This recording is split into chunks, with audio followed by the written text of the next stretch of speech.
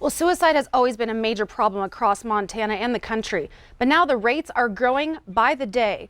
Suicide now exceeds car accidents as the #1 cause of injury-related deaths. It is the second leading cause of death among young adults 15 to 24 years old. Data shows 1 in 12 college students has made a suicide plan, and more than 1,100 of those students will follow through. And here in Montana, we saw the second largest increase in crisis calls last year, a 43% jump from the year before.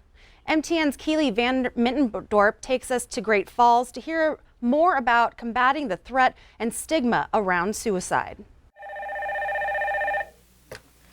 Crisis line, how may I help you? The people that call me and call our line are not weak.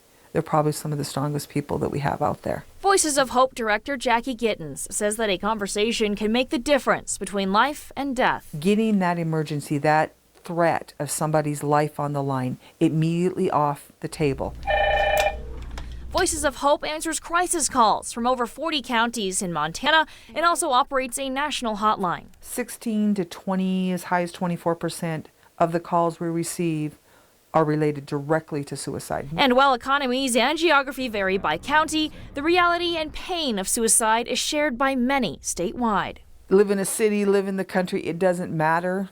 It can happen to anyone at any time. Suicide also affects every age group, but continues to be a growing threat to the younger generation. Young adults, 15 to 24. Nationally, there's been more than a 200% increase in the last half century. Both Gittens and Roston say a lack of coping skills and learned resiliency are big factors unique to young adults and suicide. College kids that go to college and they're not succeeding like they did in high school or in their smaller communities, and now they feel like a failure.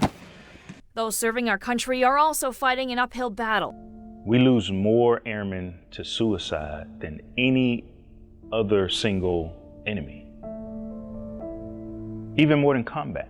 As of August 1st, Air Force officials say 78 airmen had taken their own lives, nearly 30 more than had died by suicide in the same time last year. That's 78 teammates, that's 78 wingmen, that's 78 spouses, that's 78 brothers and sisters and sons and daughters, 78. In response to this year's rising rates, officials have ordered all Air Force units to stand down for one day to focus on resiliency and suicide prevention. Crisis line, how may I help you? While experts are seeing an increase in the number of suicides, they're also seeing more people reach out for life-saving help. With the text line, we saw in the last 3 years, we saw a 105% increase in the volume of calls, and 80% of them are under the age of 24. And just in the last quarter, we took over 1,600 calls just on the lifeline. She says simply getting a caller in crisis to open up about suicidal thoughts can be life-changing. Is that really what you want to do, or is the pain just so harsh right now? What can we do to alleviate the pain? Reporting in Great Falls, Keely Van Mittendorp, MTN News.